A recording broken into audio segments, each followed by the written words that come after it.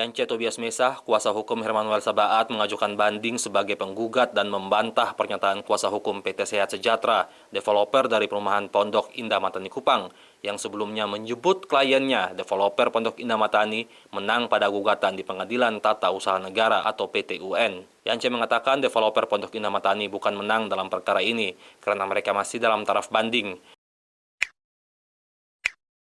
Dia mengatakan gugatan ditolak, namun menyatakan gugatan tidak dapat diterima dalam artian pokok perkara itu tidak diadili. Dan jika diadili, Yance Tobias yakin kliennya lah pemenangnya. Dari awal bahwa orang tua daripada klien saya tidak pernah menjual namanya kepada Bu Yanto maupun Hengki Yanto. Malahan pada saat peletakan batu pertama perumahan, kalau tidak salah, Frans Liburaya Pak Gubernur ketika itu, karena ada surat masuk ke Gubernur, dan ketika itu Pak Gubernur tolong Hengki Yanto tolong selesaikan persoalan tanah ini dengan pemilik tanah. Dan ketika itu orang tua dialah menghadap kepada kakak daripada klien saya. Dia minta kerja sebagai satpam, beli kasih oto kalau tidak salah dengan kasih satu rumah.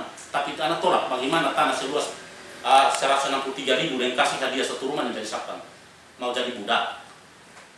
Sehingga setelah mereka mungkin selama ini cari pengacara, mungkin ketika saya dulu mereka beranikan untuk dokumen diserahkan untuk saya ungkap ini kasus. Dan mengenai dengan sertifikat katanya 10 tahun, dia itu baca baik-baik tentang Undang-Undang Agraria Pasal 19 bahwa sertifikat itu bukan berarti dia sebagai pemilik tanah, bisa dicabut kalau prosesnya tidak benar.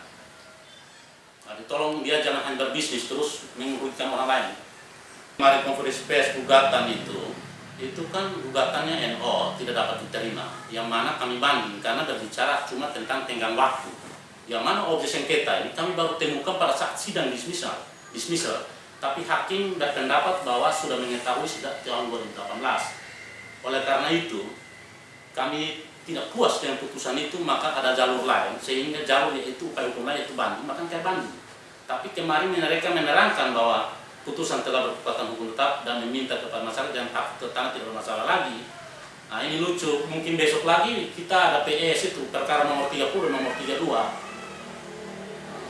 Jadi tidak benar itu apa yang dikatakan itu, pendidikan hukum kepada masyarakat itu yang benar. Kalau awal dari gugatan itu adalah tergugat adalah BPN, nanti mereka lah yang tergugat intervensi.